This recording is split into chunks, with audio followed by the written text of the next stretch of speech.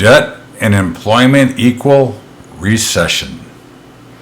What's up, everybody? Welcome aboard to Bubba's Bottom Line for Sunday, March the 9th, Daylight Savings Time. Hope you remember to set your clock ahead as we spring forward, and hopefully this will be the last one ever because, of course, we know that everybody's in favor of no more Daylight Savings Time. So hopefully this will be the last time you ever had to set your clock ahead. And, of course, obviously the big news of the week is the State of the Union and the embarrassment that the Democrats created, which we will talk about in our commentary.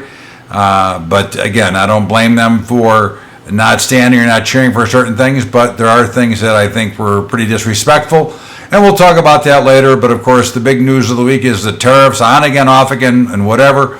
And I say, let's have tariffs. I'm all for them. I think I'm tired of doing business with China. I'm tired of doing business with everybody else.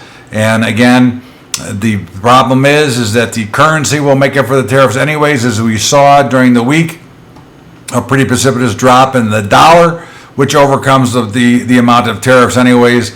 Again, it's a bunch of bullshit. Okay, let's make our goods here. Let's put our people to work. Let's quit supporting the rest of the world and support the United States of America. That's how I feel. I'm not so happy that, of course, that we are scrambling looking for eggs because of the 150 million chickens that Biden destroyed. Again, think about it. Do not geese and duck get the bird flu as well?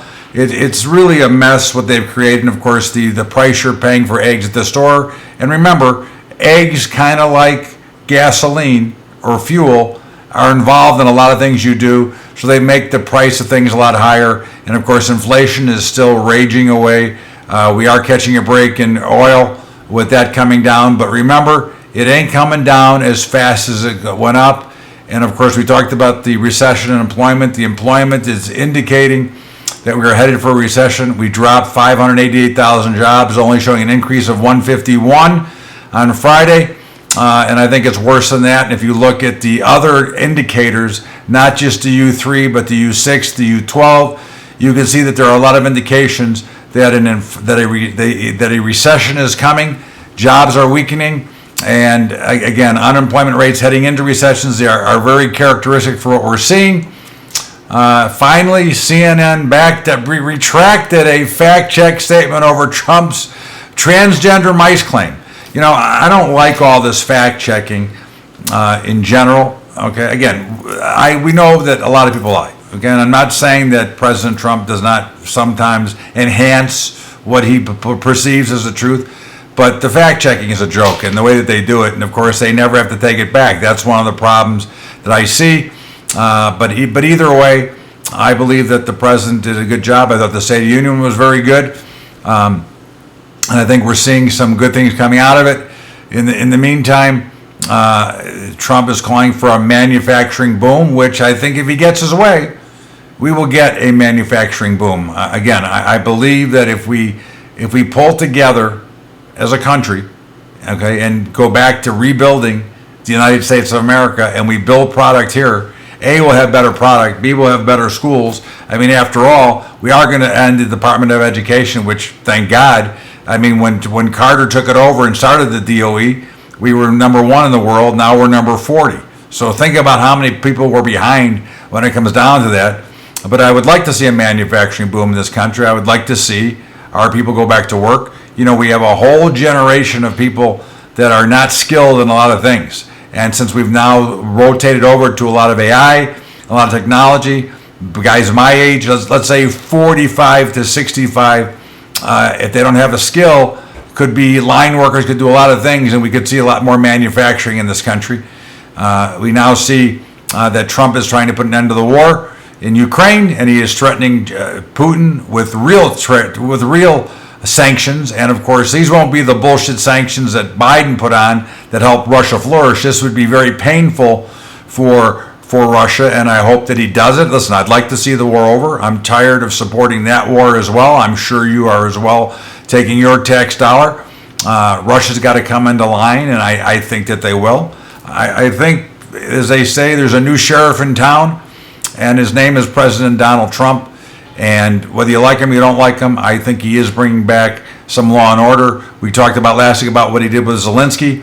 and the White House, I thought it was right on and spot on, and Zelensky has come back to the table because I think he believes Trump is right too, but I think you have to sometimes be a little bit of a bully to make sure that everybody falls in line. The deportations, the tariffs, I think that's all part of it, and I'm in full agreement, okay, in what going on. I think that you see that Europe is finally realizing that us writing checks for them and bailing them out are over, okay, and I'm thrilled about that as well. Again, I don't know about you, but I am tired of supporting the rest of the world. I am tired of my hard-earned tax dollars going away, and I'm very excited to see if President Trump can get the no tax on tips and some of the other things. I mean, the bottom line is if government wouldn't spend so much money, we wouldn't have to charge so much taxes. And you can witness that for those who live in California, Illinois, New York, because you're paying about 60% of total taxes of your income to a government somewhere, okay? And I think that's wrong. I think that is totally ridiculous, and I think that we should be more upset about that. And again, those of you who live there like it, hey, listen, I can't tell you not to like where you live, but certainly, wouldn't you like to have more of your money? I think that makes more sense. I think the big thing to look at though is the federal dependency is a ticking time bomb for the state budgets because they've got so dependent on the federal government bailing them out. I think that is over, okay? And I think that, and of course, I think that you're watching what's going on with Doge and Elon Musk, and they have found many dollars of waste. And I think there's obviously so much more waste that they will find before it's all said and done. But hopefully they can get to that mark of a couple of $1 trillion. We've seen where monies have been just thrown in the garbage can. Okay, but I think the big story for this week is really the consumer credit. First of all, a lot of loans are going to reset over the next couple of months, which is going to cause. I'm not saying it's going to cause a collapse. I'm not trying to bring on any panic here. I'm saying that this debt reset is going to create higher inflation. It's going to create a lot of problems. It's going to create the overall recession.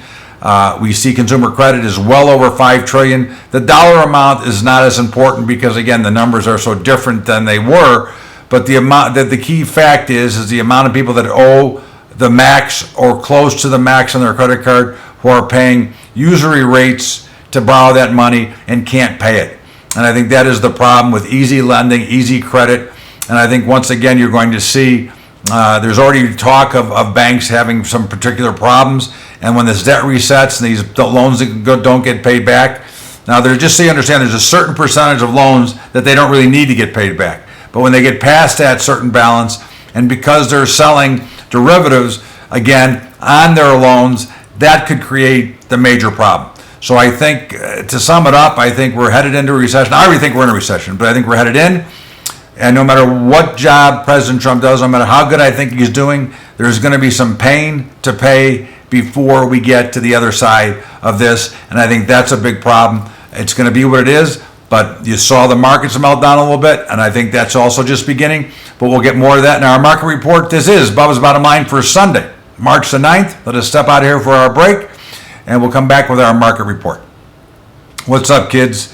Hope everything is well. And of course, as you know, we've got sponsors, and most of them are brokerage partners. And again, I don't tell you should use them or not use them. I use all of that I talk to you about.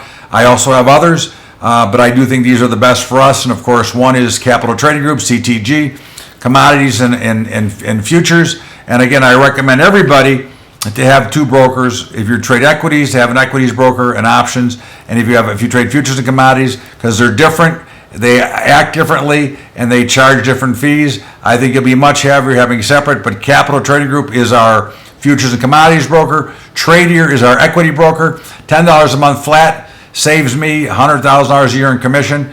I mean, again, think about it. I traded on Friday about 4,000 option contracts. I paid $10 for the month to take care of that trade.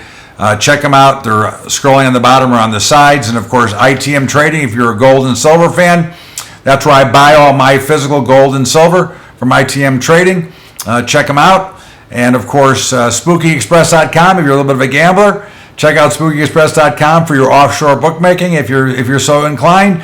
and of course, our high school program, which we're trying to rebuild and continue to get pushback, but hopefully with the ending of the Department of Education, we'll finally get some real work done. In the meantime, let us get back to Bubba's Bottom Line with our market report.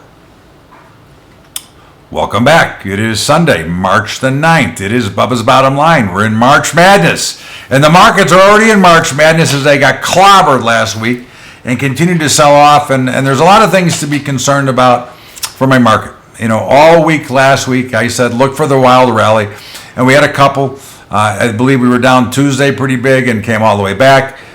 We were down Friday pretty big and came all the way back. But overall, we were down pretty big for the week, and it's pretty ugly. And I think there's a good chance it gets worse. There's a lot of issues out there to deal with.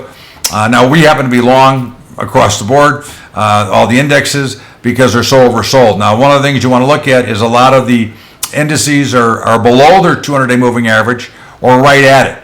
There's an old saying on Wall Street, the bulls live above the 200-day, the bears live below. And if we hold on below, you could see some accelerated selling. Now, I would expect the week ahead to see some runs and some rallies. I think we will get a pretty big relief rally off of these very oversold conditions. We have not had what we like to call the rip your face off rally yet, so I would look for that.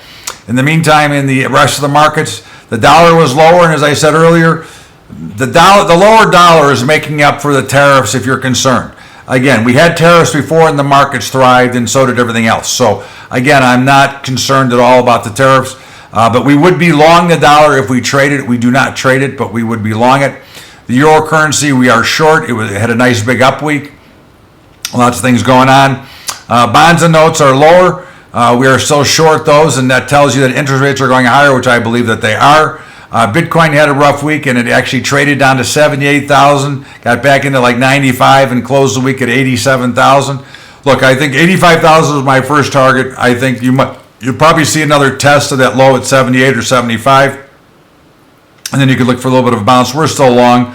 Gold, we're still short. It's down a little bit for the week. But again, I think gold's going to test at 2,700. I think it's got a couple hundred points down before it's all said and done. I think gold by the end of the year will be in the mid-threes. But again, I think there's going to be some pullback here. Silver, we have no position. It continues to languish. Platinum, we don't trade. But if we did, we'd be long it right now. Copper, we're short, and it was lower. The grain markets, we are flat. The grain markets, they look really weak. I would be very concerned here. I'm not thrilled with the action, that the bounces that they had, but I certainly wouldn't be a seller here. I think, if anything, you want to be a buyer of the grains. But overall, they look pretty weak. I'd probably sit on the sidelines. In the meats, amazing. Cattle exploded. I was looking for a spot to get short. I haven't gotten there. I haven't reshorted yet since I bought the pullback. Again, I would look for a spot to short them. Hogs continue to try to rally. I would still look to be a buyer on any dip. Natural gas continues to run. Again, I think natural gas is well overbought. I don't care how much we're using. I don't care anything about all that. We have plenty of natural gas, and there's more in production. And I think that I would definitely be a seller. This has been more of a short squeeze rally, as you can see by the way they've been buying them late in the day. And crude oil, which we have no position. But crude, I would expect to bounce back to 70. But I do think it's going lower, and I think by the end of the year we'll be in the 50s probably. And I think natural gas will probably be in the low 3s or the 2s. But we'll see how it plays out. Again, I don't make predictions. I just give you our position and tell you what I think. In the meantime, I think the markets are in a little bit of trouble here. I think that there's a pretty good chance for a pretty swift meltdown. Again, first I expect a rally, but I think all rallies until further notice should be sold. And I would right now be targeting like 6,000 in the S&P to be a seller.